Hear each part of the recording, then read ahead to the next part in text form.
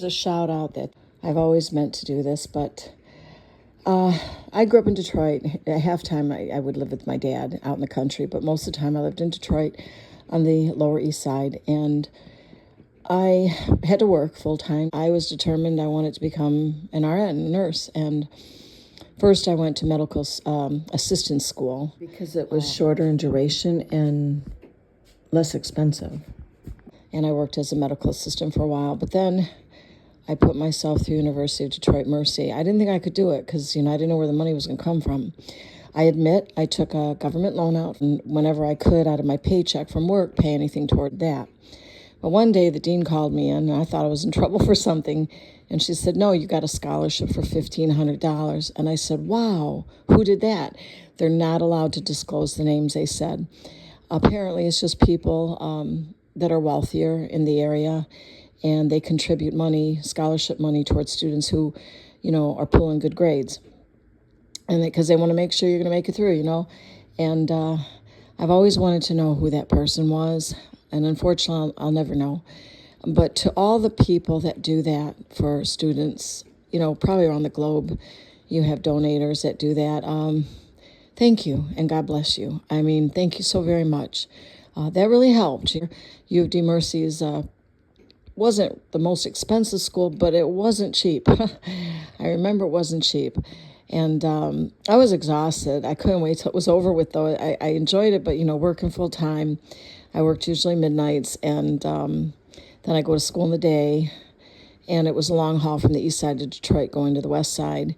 And so I did all that, and there were times I was just so exhausted, I thought, I can't do this anymore, but I don't know. I always get a bug up my butt, so to speak, and I just got to finish whatever I started, and I did. But I did it little by little. First, I got my associate's degree. Then I start working in the hospital, and then I got paid a little bit more money. I still had to work. I worked 12-hour shifts, and then I would go to school in the morning during the weekdays for the rest of my bachelor degree. So it was exhausting. I couldn't wait till summer vacation. Some kids would take a couple courses in the summer. I never did. I needed a break. But I just want to shout out there to everyone, it is hard. And even if you come from a poor background like I did growing up, you can do it. It takes a lot of determination, though, and you got to stick to it. You don't want to there's times you're going to feel so exhausted, like you just can't go on anymore, but you got to push yourself. Remember what your goal is, remember what you're striving for. I just wanted to help people. I thought about their law.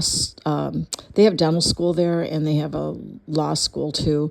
I thought about law, and I thought, I'm kind of shy. I don't like getting up in front of people, so I don't think I could defend a case very good in front of the courtroom.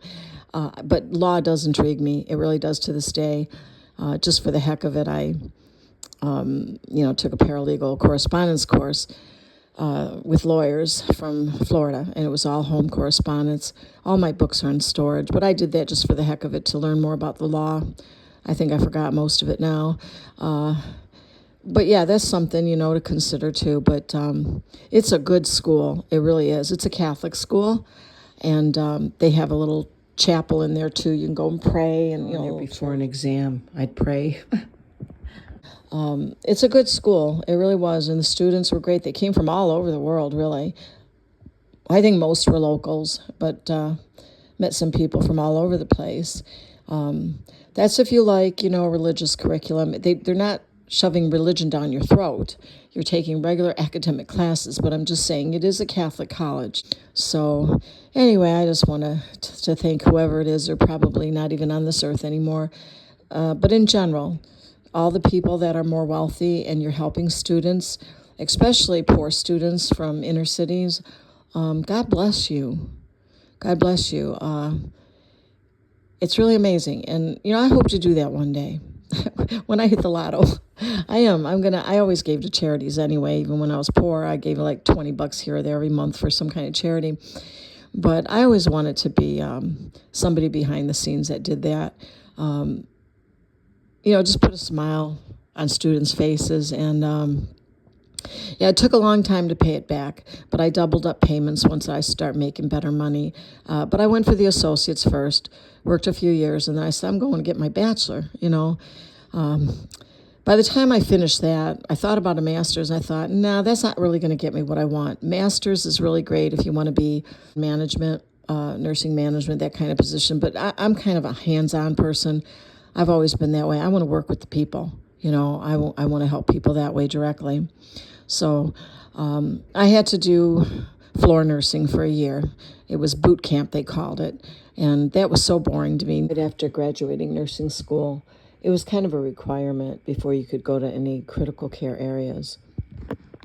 And that was so boring to me. No offense to anybody that works at floor, but we'd get like 25 patients. I used to work midnights, and it just was boring to me. It was mostly just, checking the vitals, checking the machines. And also passing medications to the patients. And charting all night on each patient.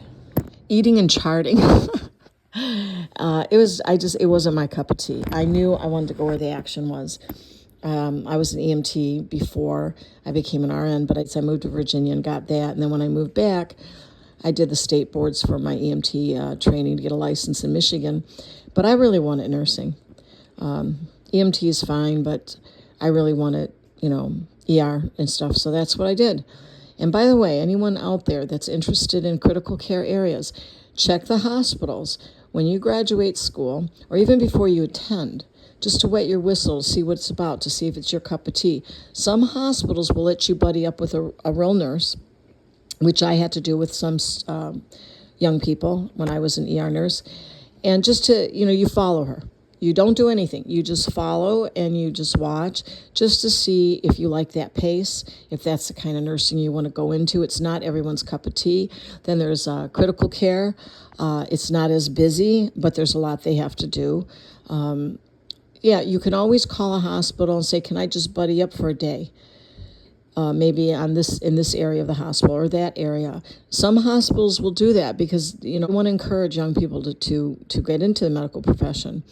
So some hospitals will do that, but you're just like the sidekick to the nurse. You're just following her and watching her. You don't really say or do anything. You're just observing. You're putting in a full shift. Basically, you're just there to watch, get a feel for it, and then check it out. Check some hospitals out. To volunteer to do that once in a while, to decide what area of medical you want to go into. You might want to be a physician assistant. You might want to go for a physician's degree. I like nursing. I don't know. I just found it more personable all the time. The doctors are great. Don't get me wrong. Oh, my God, the ER doctors. Oh, when I started working ER, I couldn't believe they amazed me. They were so good. I just was floored by them. I was like, wow, they're geniuses. I mean, some of the heaviest cases and traumas, and I'm just watching these guys, I'm thinking, and some female doctors that are ER doctors, they're phenomenal. They really are. And I said, that's the area I want to get into. And I didn't think they would let me. But I had to first do med-surg, boring med-surg in the hospital. And then I applied, and I got in right away to ER. And ER also had its training, in-house training. Nursing school wasn't enough. For the first few months, you're working, but then they pull you aside for like an hour or two of a lecture, all the kind of clinical things that go on in cases in the ER. So you learn more. There's training in the ER too. I don't know if they do that with critical areas like ICU. I don't know. I really miss it though. I do. I finally had to give it up. I blew 2 discs in my back. I'd taken out. I'm fine, but one of my doctors said, you keep on doing that heavy stuff, you're going to be crippled before you're, 50. Well, no, I'm still here. The only thing that's bumming is my knee. That was from a biking accident, and I've never done anything about it. But anyway, I just want to shout this out there to encourage people. And I want to thank the government, too. If it wasn't for that $10,000 loan I took out, and I faithfully paid that back, I was so grateful. I mean, the minute I start making even more money, because I had to pay with my first degree, I went and got an associate's. I was working in the hospital, but, I was paying for my own apartment and everything. And so I applied for a loan, and I got it. And I also got a scholarship from somebody rich for $1,500. And I didn't have to pay that back. I didn't know who they were, but I did pay back the student loan to the government. As I was working, I made a payment every month, and I paid that off. I was just very grateful. So, there's a lot of young people that want to go to college, and I get it. And God bless you. Keep on going and doing it. Don't give up. And maybe you can get a donation from somebody and like the student loans to the government. Just know, don't mess that up. You have to pay it back, and the sooner the better. But you'll be rolling in bigger dough later, so you can do that. That's all I wanted to shout out. I was looking at some videos of U of D Mercy, and I miss it there. It was a lot of nice people. It was a very mixed community, nationalities. I loved it. It was excellent, excellent school. It really was. It was just a little far for me to drive from the east side to the west side after work, and I'm tired because I worked midnights and blah, blah, blah. But I did it. Honest to God, I slept like 3 hours a night. And to this day, it doesn't really faze me. My ideal is 5 hours, though. I like to sleep at least 5. But you can do it. If I could do it, you could do it. I was scared. I didn't know if I had it in me, I said, am I smart enough? I just always was down on myself. I thought, I can't do this. I did it. And also, I prayed all the time. But I did it, and I pulled pretty good grades.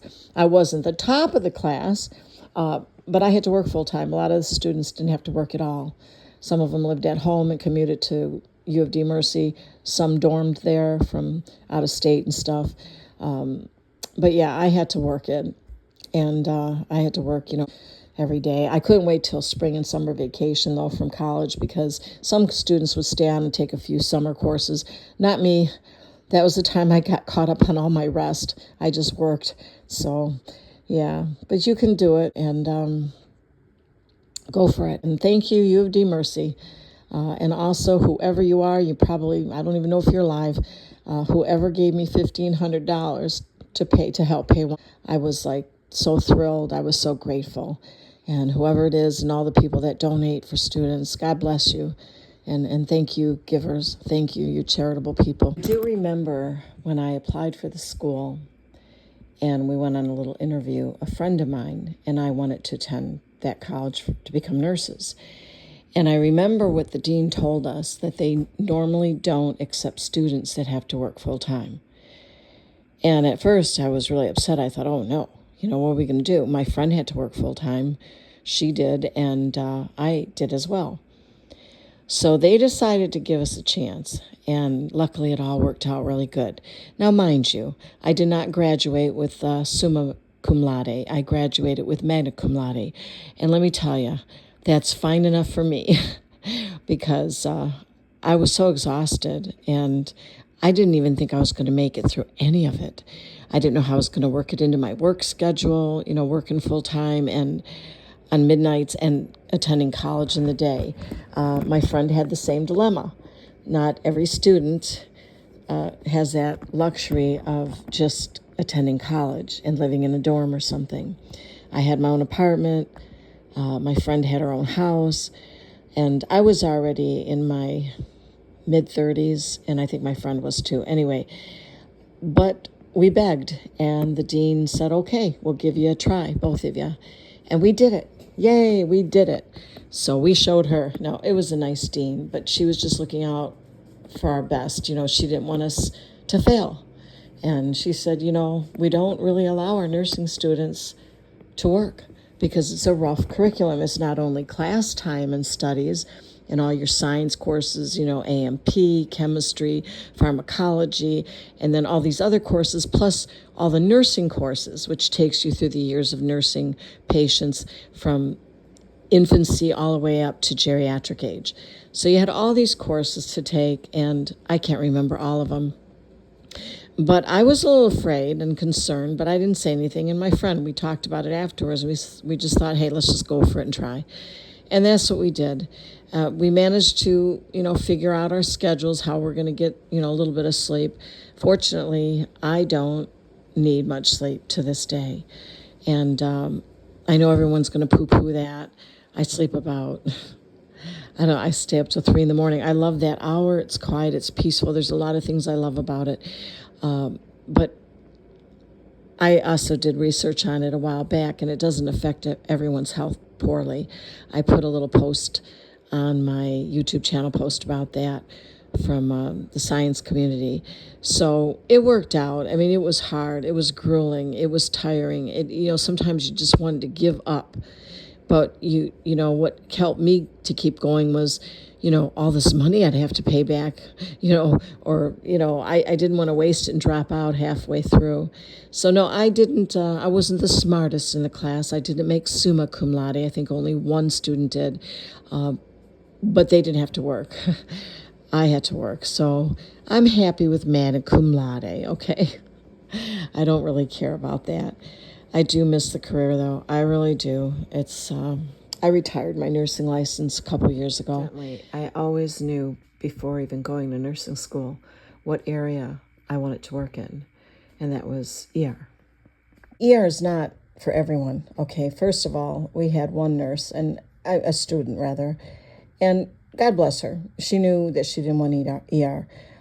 Some people are real queasy to see a lot of blood, guts, and all that stuff in the trauma room. It's not their cup of tea, and that's okay. So don't get into something that, you know, you're going to be sorry you got into, and then you got to switch, you know, a different area to work in. Yes, it's not for everyone. Me, it didn't bother me. The more cases we had, the more trauma, the more exciting I found it. I felt bad for the patient, but I don't know. You have to be a certain type of personality, maybe a type A. That's what I am. I think all the doctors and nurses were type A personality. But you work in as a buddy system. You really have to. That's one thing I noticed on the floors, and no offense to floor nursing. When I had to do a rotation in that, I mean, all the nurses, the female ones, all they did was bicker at each other. Honestly, they were like catty to each other. And I thought, God, I can't stand that stuff. So I liked ER because you have to work as a team. And you have to get along. You might not like somebody, but you stuff it down in your recesses of your mind, because let me tell you, everybody needs everybody in the ER. You have to work as a team. And that's what I really liked. And if blood and gore is not your cup of tea, then you don't want to go there. You're just wasting your time, and then you're going to be upset about it later. But like I said, I got like 3 hours of sleep a night. I had to work full time. I had to go to college, study time. It's hard, but you just focus on that. There's no time for a social life, let me tell you, not much. I didn't have one at all. It was zero.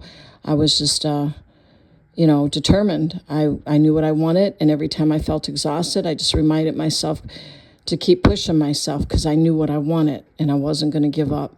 So that's what you got to do. And, yeah, it's a great profession. It really is. And I always knew I wanted to work in the inner city. Not in suburbia. I wanted to be where all the action was, where a lot of traumas, a lot of gangs, a lot of garbage comes in, especially on midnight shift in the ER. And I don't know, I loved it. I absolutely loved it. So don't give up. Don't give up at all. Probably if I didn't have to work, I might have made summa cum laude, but man, I was exhausted. I was happy to get what I got. And but that's all water under the bridge now. I'm retired, so there's times I really miss it, though. I really do. I still miss it. But if you want real trauma, apply and work for a job in any inner city, a rough inner city.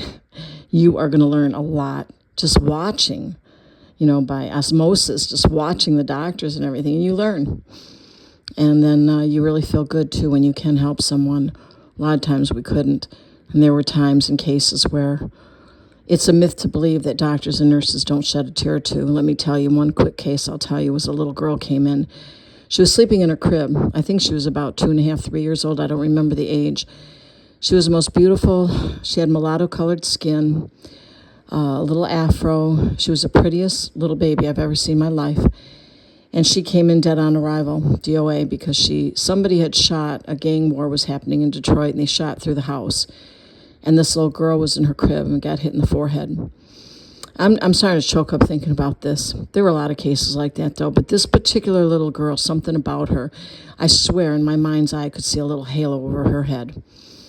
And I remember the ER got quiet then. It's getting more towards 7 a.m. And docs and nurses were all charting. And every doctor and nurse, then we weren't blubbering, but you could see they're wiping tears from their eyes.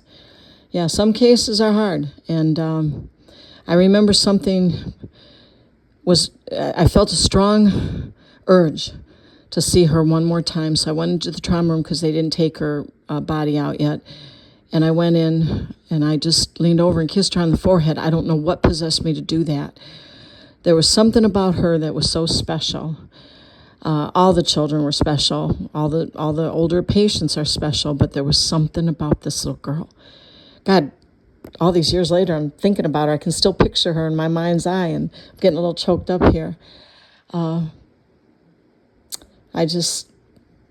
don't know, I kissed her on the forehead. I don't know what possessed me to do that. And I think I said something like, Jesus, take her now, her soul. And I just said, sweetheart, be at peace now, or something. I don't know. It was really sad. So, yeah, we're human beings. We don't blubber during a case. But when the downtime comes and the ER gets quiet and everyone's charting, yeah, you'll see a nurse or a doctor here or there kind of wipe a little tear from their eye. Yeah. But you have to remain focused. You can't get all emotional down in ER. That comes afterwards when everything slows down. And still to this day, I think about several cases. And can only hope and pray that their souls are in heaven now. But that's a really rewarding place to work. It's hard. It's rough. I loved it. I like action, though. You know, you got to be that kind of animal of a human being to work ER. Seriously. Yes, it's not for everyone. And I really miss it, but everyone I know that I worked with is all retired now, so yeah, it was cool though. It was really, really an eye-opener and a learning experience, and I really miss it. I really do. All right, so on that note, let's see, what else can I tell you? Another thing I wanted to mention was a bonus, was I met my future husband in the ER. He was a retired Detroit cop. All the cops will retire and they work in ERs and stuff. And in hospitals, you know, especially in the inner city where all the gangs and the fights come in and all that stuff. So it's kind of funny though, because I wasn't interested in anyone. I had one first marriage when I was younger and it was really bad. And I'm not going to get into that. I literally fled out of Dodge, so to speak, and never looked back. But that was very dangerous and ugly, and I split and I just disappeared for good. I took off, literally. But anyway, so I had cold feet. I wasn't interested. I was a career person. I said, I'm going to be a career girl the rest of my life. But here's this guy, a lot of the cops that retire in Detroit after 30 years, they work in hospitals a lot, usually around the ERs and stuff that's where all the action comes in and all kinds of gangs and all. We needed cops down there, armed cops. So every time I was had a little downtime, I'm charting, it got quieter in the ER or I went on break, here this guy comes every single time. Hi, how you doing? I want to take you out. That's all he'd say. And I would just shush him away. I'm busy. And then I pretended I was really busy. I got to go now. I got to go back to the ER. I don't know. I wasn't having it. I said, no. We did go for coffee. But after we were getting our coffee at a restaurant, he said, look, there's a rodeo going on in Saline, Michigan. Some of the ER staff are going to it. And I said, that's strange because I'm working ER and no one told me about it. I didn't hear anything about it. Well, he lied, because when we got there, I'm thinking, great, I love rodeos, right? And we get there, and we're the only two people there. I mean, there was a lot of people there, but not from the ER. And I looked at him, and I said, you lied to me. I wasn't really mad. You lied to me. And I said, where is everybody? He says, well, how else was I going to get you to go anywhere with me? So that was kind of cute. I wasn't really mad. I kind of laughed. We both got a laugh out of it. But usually the rule is when somebody lies to you, you don't hook up with those kind of people. He got away with it. He got away with it that time because it was kind of cute. It was funny. But I kind of felt stupid because I'm thinking everybody's going to the rodeo. I haven't heard anything about that. The ER staff. Well, not everyone, but some of the people from the ER. No, nobody showed up. It was just him and I. It was a good rodeo, though. Anyway, that's kind of funny. But he didn't really lie to me, about anything. He just, I don't know, that time he did. Usually that's a deal breaker, right? No, it was kind of cute, actually. So I didn't really scold him for that. We had a good time. Yeah, we did. He died a few years back from leukemia. I guess it ran in his family on his paternal side, his father's side. I think his grandfather had it. And the doctor we saw said it skips a generation usually. And yeah, I'm not going to get into all that. But anyway, rest in peace, Tom, wherever you are. Love ya. And that's that. So anyway, I got really discombobulated here. I totally got way off track. I don't know. Just, yeah, nursing is a great field. It really is. Oh, I know what I wanted to tell you. We were the only school, nursing school in the United States, at least that's what we were told, that we were the only ones that got to practice on studying real cadavers, human cadavers. We had an instructor that taught A&P, anatomy and physiology, and he would come, well, he was a commuter from Canada. So he'd cross over the border, and he was one of our instructors, and he was the instructor for A&P, anatomy and physiology class. And what we had to do, there was like a little morgue in the school. I don't know what to call it. It was like a room, and it had all these tables where all these cadavers were laying, and we had to study those.